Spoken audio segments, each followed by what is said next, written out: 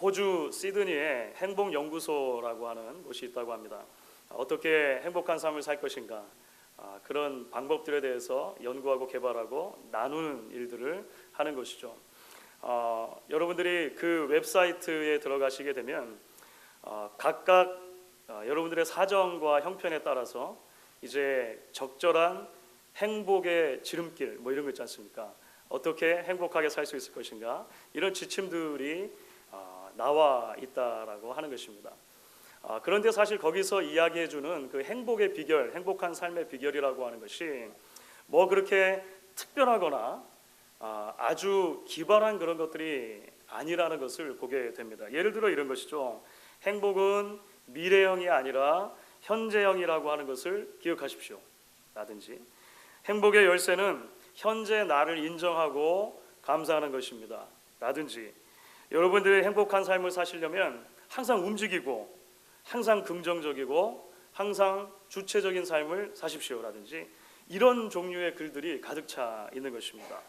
그러면 여러분, 답이 이렇게 쉬운데, 그렇죠, 우리가 처해 있는 상황마다 그 답들을 다 줄 수 있다고 하는데 왜 온 세상에 살아가는 사람들이 항상 행복한 삶을 살지만은 못하는 것이냐라고 하는 거죠. 사실 이제 그 연구소에서도 그에 대한 조건을 달아놓고 있습니다. 그게 뭐냐면, 중요한 것은 이 방법들을 믿고 일상에서 계속 꾸준하게 연습하는 게 중요하다라고 하는 거예요.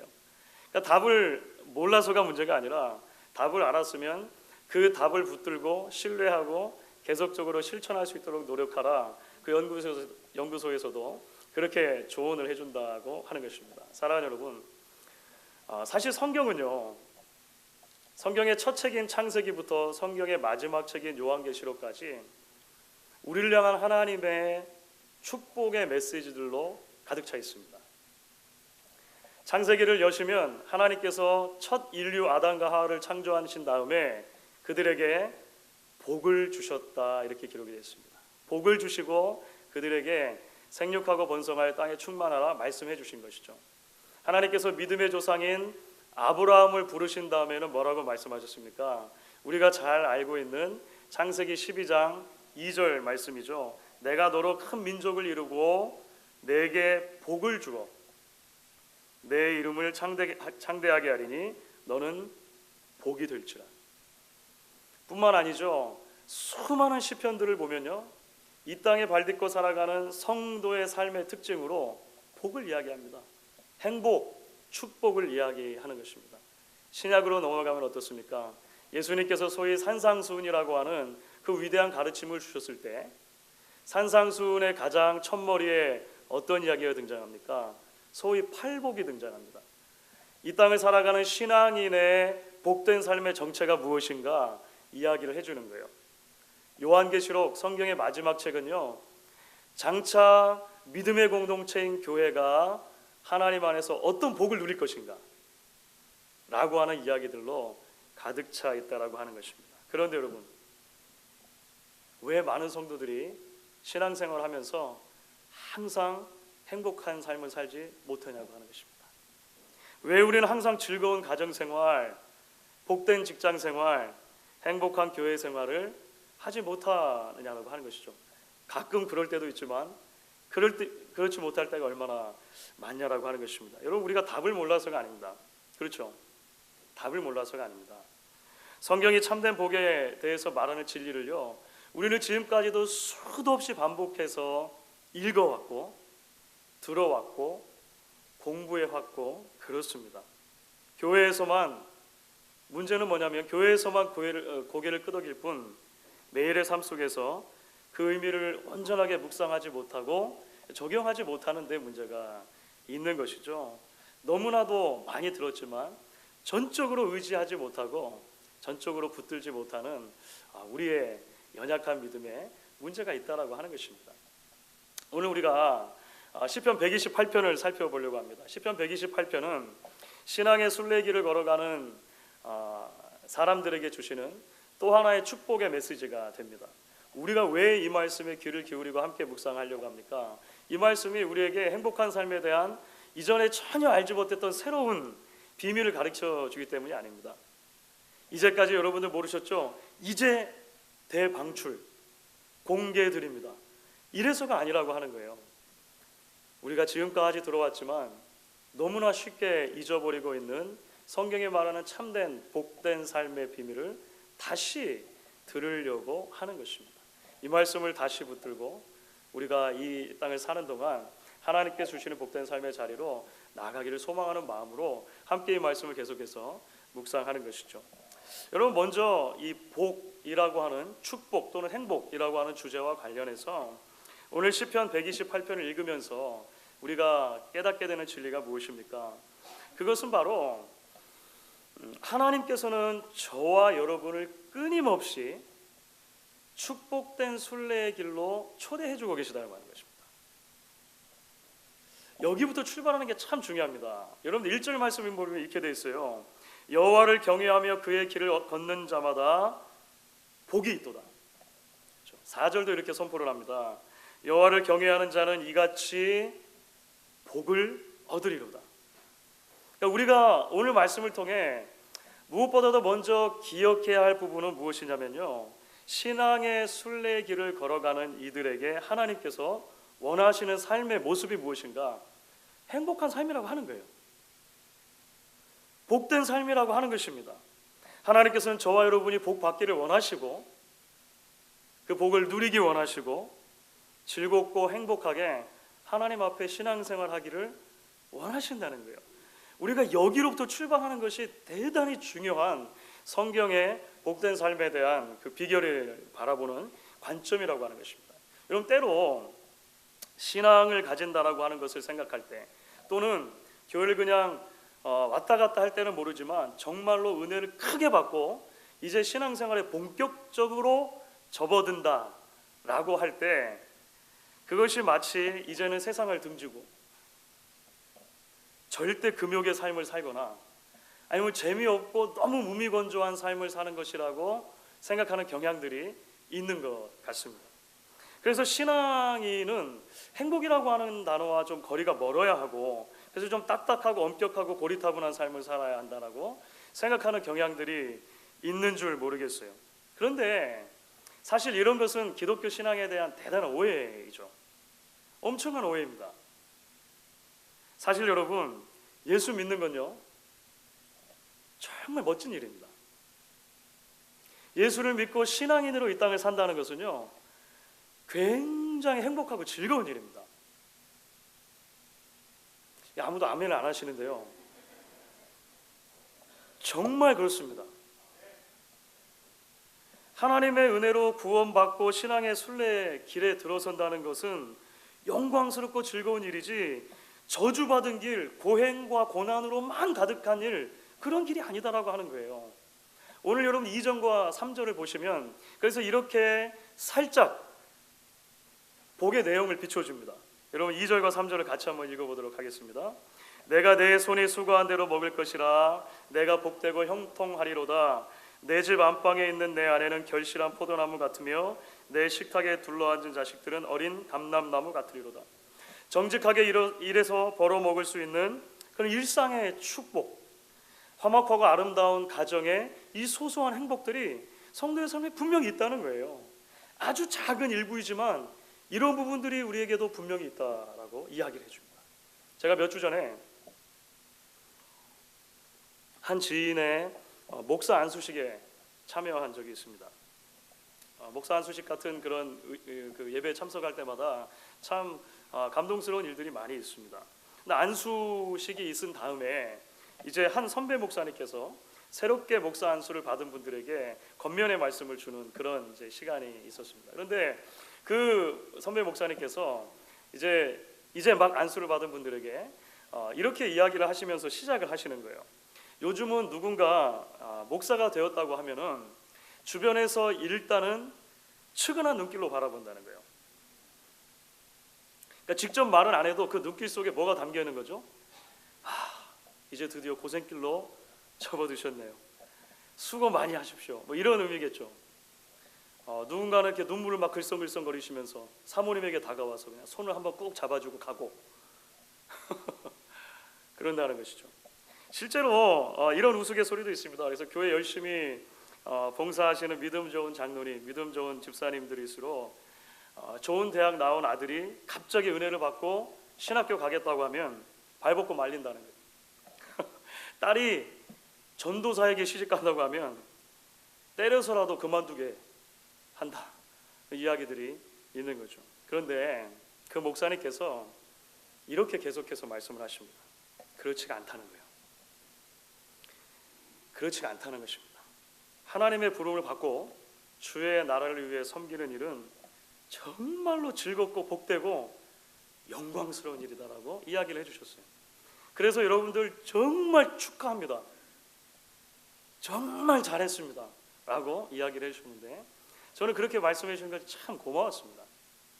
참 고맙습니다. 사랑하는 여러분, 저는 이 말씀이 여러분들에게도 그대로 적용될 수 있다고 생각합니다. 신앙의 길에 들어서 우리 모두에게 적용될 수 있다고 생각을 해요. 혹 세상은 예수 믿고 신앙생활 하게 된 사람을 바라보면서 아유, 이제 이전에 좋아하던 것들 다 끊어버리고 이제 무슨 낙으로 살아가는가 측은한 눈길로 바라볼지 모르겠습니다. 전에는 거짓말도 좀 적당하게 하고 뒤로 돈도 좀 받고 누군가의 뒤를 봐주기도 하고 누가 내 뒤를 봐주기도 하면서 그렇게 살았는데, 이제는 그렇게 살지 못하니까 참 팍팍하게 살아가겠네요. 이야기할 줄 모르겠습니다. 그런데 여러분, 그건 신앙인의 삶에 있어서 아주 작은 일부에 불과한, 설령 있다 하더라도 아주 작은 부분에 불과한 거예요. 믿음의 삶은 본질적으로 어떤 삶입니까? 복된 삶이에요. 믿음의 삶은 본질적으로 행복한 삶입니다. 아브라함에게 약속하신 것처럼 복을 받고 복을 전하는 삶입니다. 즐겁고 기쁘고 영광스럽고 감사의 조건이 넘치는 삶이라고 하는 거예요. 여러분, 성경을 우리가 뒤집어서 많이 흔들어 가지고 여기서 수많은 우리 신앙의 선배들의 이름이 떨어진다면 그분들은 다 그런 삶을 살았던 분들이죠. 그리고 저와 여러분에게 끊임없이 하나님께서는 그런 축복된 삶의 길로 초대해 주시고 계시다라고 하는 것입니다. 그래서 우리는 만나면 자꾸 이렇게 이제 인사를 해야 돼요. 옆에 계신 분들하고 그래서 우리 한번 이렇게 나누어 보도록 하겠습니다. 축하합니다. 축하합니다. 예수 믿는 일 축하할 일 아닙니까? 그렇죠. 이제 우리가 좀 더 나아가서 함께 생각해 보아야 할 이제 질문이 있습니다. 자연스러운 논리적인 이제 연결이 되는 것인데요. 그렇다면 어떻게 그 복을 받느냐라고 하는 것이죠. 그렇죠. 어떻게 한 성도가 하나님이 우리에게 기대하시고 약속하신 축복된 삶을 살 수 있는 것입니까? 어떻게 우리가 세상 사람들이 이해할 수 없고 진정한 의미의 줄 수도 없는 그런 진정한 의미에서의 행복한 삶을 살 수 있냐라고 하는 것이죠. 사실 우리는 그 답을 이미 보았습니다. 보았는데 1절과 4절 말씀에 사실 그 답들이 나와 있어요. 여러분들 1절 말씀 같이 한번 읽어보겠습니다. 같이 읽습니다. 여호와를 경외하며 그의 길을 걷는 자마다 복이 있도다. 4절도 한번 같이 읽어보시겠습니까? 여호와를 경외하는 자는 이같이 복을 얻으리로다. 그렇죠. 거기에 더해서 5절은 이렇게 말해요. 여호와께서 시온에서 내게 복을 주시리로다. 그렇습니다, 여러분. 성경은 우리가 어떻게 성경이 우리에게 말한 그 축복된 삶을 살 수 있는가, 그 답으로 여호와 하나님 자신을 내세웁니다. 하나님께 그 열쇠가 있다는 거예요. 우리에게 복을 주시겠다고 약속하신 그 하나님을 경외하고 그 하나님이 원하시는 길을 걸어감으로 우리가 진정한 행복한 삶을 누릴 수 있다라고 이야기하는 것입니다. 다시 말하면 하나님과의 관계 가운데, 그렇죠, 이 축복에 모든 비밀이 담겨 있다라고 해도 과언이 아니라고 하는 것이죠. 사실 바로 여기에 오늘 시인이 말하는 신앙과 소위 기복신앙과의 차이점이 있는 것입니다. 우리가 소위 기복신앙이라고 할 때 어떤 종류의 신앙을 말합니까? 성경은 끊임없이 복을 이야기해요. 복을 이야기하는 것 자체가 문제가 아닌 것입니다. 그런데 기복신앙의 가장 큰 맹점은 무엇이냐면 하나님과의 관계보다 그 하나님께서 주시는 복이 신앙의 목적이 된 것이죠. 주객이 전도된 것입니다. 하나님도 이야기를 해요. 그런데 신앙의 목적의 가장 중요한 줄기가 어디로 향해 있냐면 그 하나님이 주시는 복에 향해 있는 것입니다. 그렇기 때문에 내가 원하는 기준과 내가 원하는 방식으로 우리의 삶이 풀려가지 않을 때, 내가 원하는 길이 내 앞에 열려지지 않을 때, 그것은 축복된 삶이 아니라고 쉽게 단정하는 것이죠. 내가 지금 신앙생활을 하는 게 좀 문제가 있다라고 생각하는 것입니다. 그래서 자꾸 다른 것을 시도하게 되는 것이죠. 성경은 신앙의 목적을 어디에 둡니까? 성경은 신앙의 목적을 하나님을 경외하는 것 자체에 둡니다. 하나님과 바른 관계를 맺는 것 자체에 두는 거예요. 하나님의 길을 걸어가는 것이 신앙인의 마땅한 순례의 삶이라고 말하는 거예요. 복은, 축복은 하나님을 경외할 때, 하나님이 원하시는 길을 걸어갈 때 성도들이 자연스럽게 거두게 되는 열매와도 같다.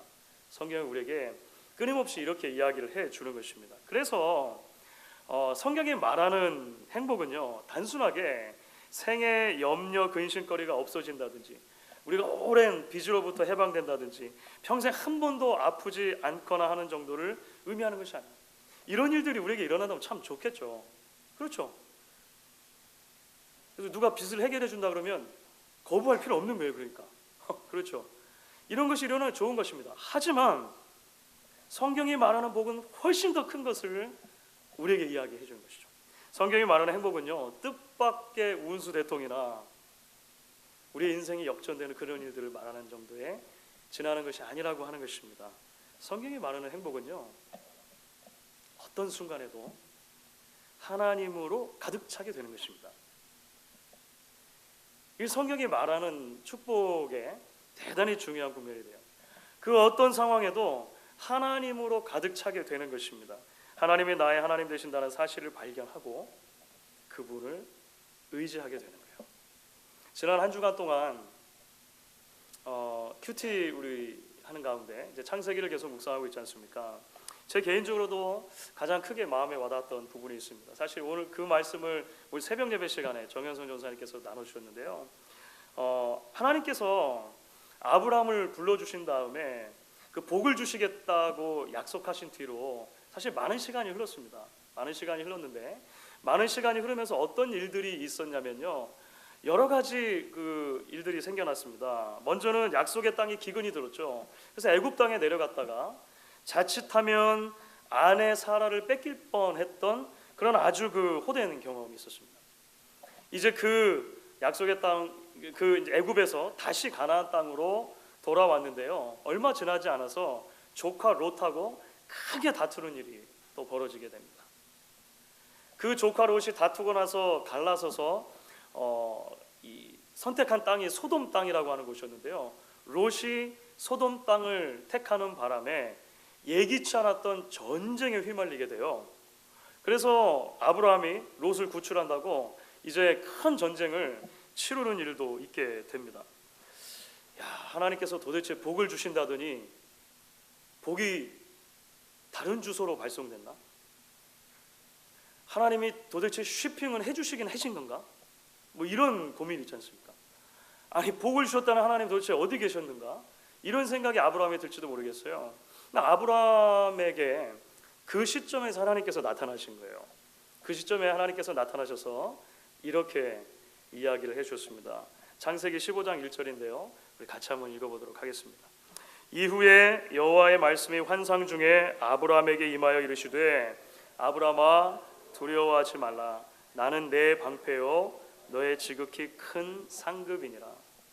사랑하는 여러분, 이 말씀이 지금까지는 하나님께서 방패가 아니었고 지금까지는 상급이 아니었는데 이제 짠 하고 나타나셔가지고 지금부터 그러면 방패하지, 지금부터 내가 상급하지, 이렇게 말씀하신 걸까요? 아니죠. 아브라함을 부르신 순간부터 하나님은 한 번도 아브라함의 방패가 아니셨던 적이 없고 아브라함의 가장 큰 상급이 아니셨던 적이 없는 것입니다. 바벨론 땅 그 이방의 땅에 있던 아브라함을 하나님께서 찾아가시고 그에게 약속을 주셨다는 것 자체가 하나님께서 자신의 전부를 아브라함에게 주셨다는 것을 의미하는 거예요. 아브라함이 지나온 날들 동안 어떤 일들이 있었습니까? 사실은 아브라함의 지난 날 동안에 하나님께서 계속해서 그의 방패가 되어주셨고 계속해서 그의 상급이 되어 주셨던 것이죠. 거짓말쟁이 아브라함이 애굽에서 기적적으로 살아남을 수 있었던 이유가 그것 아닙니까? 오히려 하나님께서 전화위복시켜 주셔가지고 애굽 땅에서 수많은 재물을 이끌고 가나안 땅에 오게 해주신 것도 그 이유 아닙니까? 집에서 겨우 나고 기른 300여 명 되는 사람들이고 4개 국가의 무시무시한 군대와 싸워서 이길 수 있었던 것도 하나님이 지켜주셨기 때문이 아니냐고 하는 거예요. 그래서 복인 거죠. 하나님께서 방패가 되어주시고 하나님께서 지극히 큰 상급이 되어주시는 삶, 여러분 그게 가장 복된 삶 아닙니까? 그것이 가장 행복하고 축복된 삶의 걸음걸음이 아니냐라고 하는 거예요. 우리가 여러분 이런 부분을 점검하고 나서 다시 2절과 3절에 기록되었던 복의 내용들 있잖아요. 복된 삶의 실체를 살펴보면 사실 몇 가지 우리 눈에 새롭게 들어오는 부분들이 있는 것입니다. 사실 여러분 이 세상은요, 손으로 수고한 대로 먹는 것을 축복이라고 잘 말하지 않습니다. 그런 것을 성공이라고 말하지 않아요. 손으로 내가 수고를 했으면 그것에 몇 배를 남겨야 비로소 성공이라고 하는 거 아닙니까? 아, 이 사람 좀 복 받았네, 그때 이야기하는 건 아닙니까? 세상은요, 내 집 안방에 있는 내 아내로만 만족하지 말라고 이야기해요. 당신의 남편으로만 만족하지 말라고 이야기하는 것이 이 세상이 우리에게 자꾸 이야기해주는 속삭임이라고 하는 것입니다.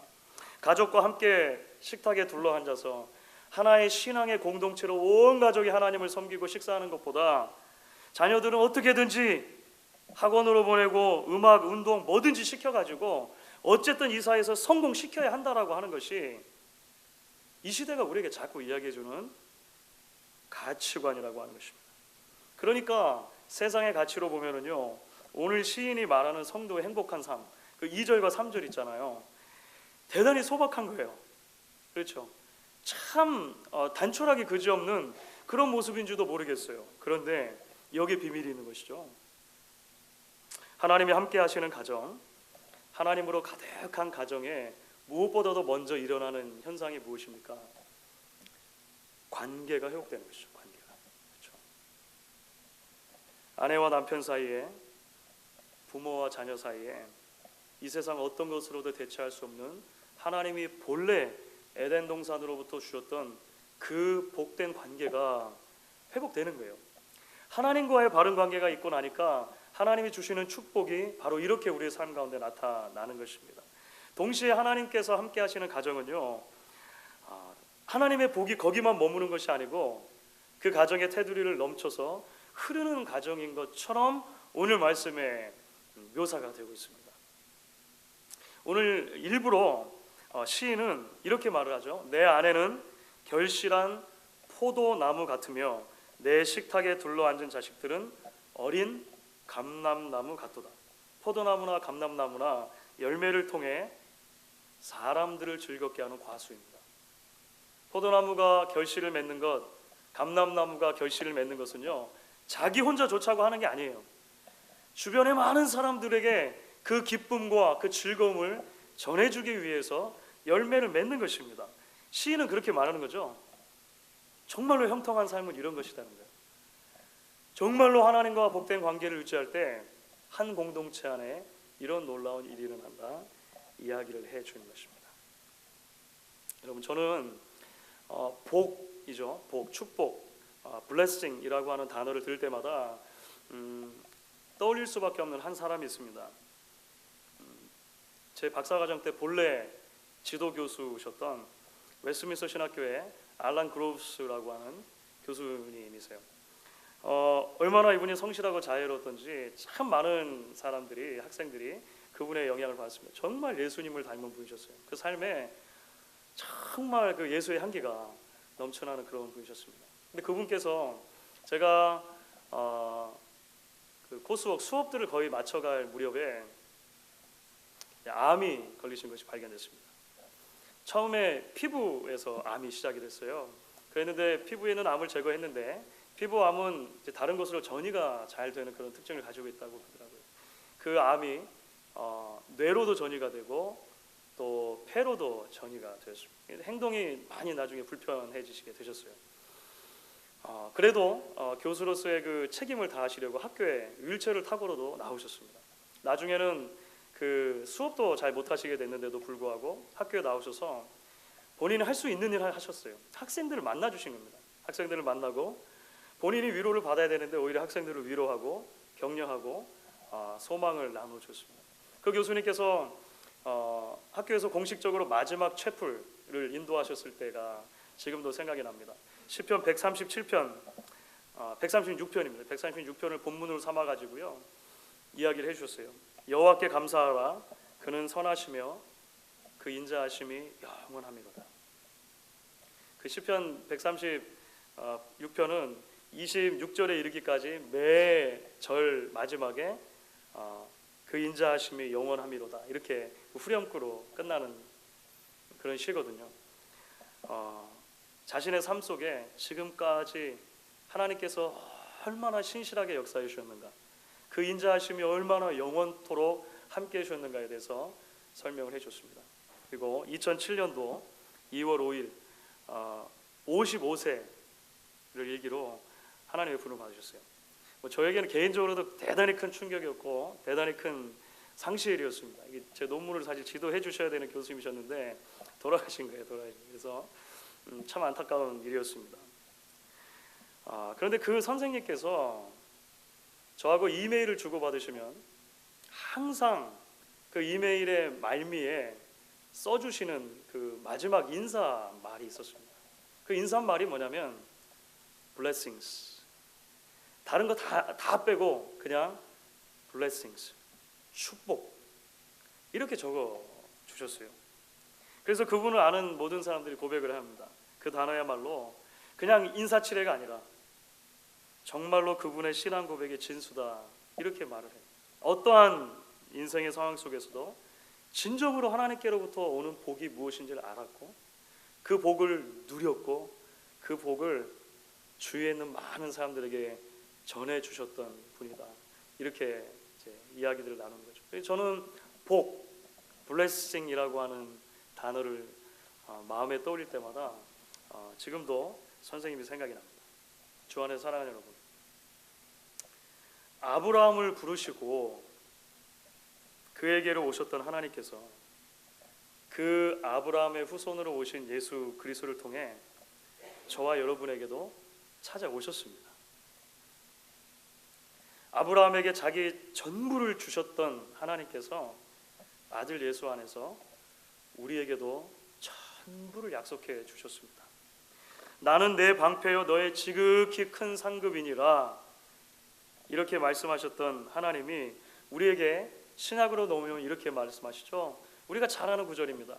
로마서 8장 32절 우리 같이 한번 읽어보도록 하겠습니다.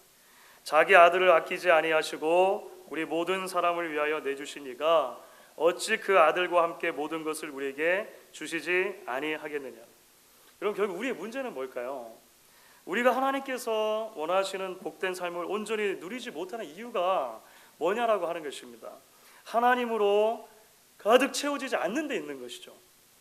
나를 위해 자신의 전부를 주신 하나님을 나의 전부로 신앙하지 않고 엉거주춤하게 신앙생활하는 우리에게 문제가 있는 것입니다.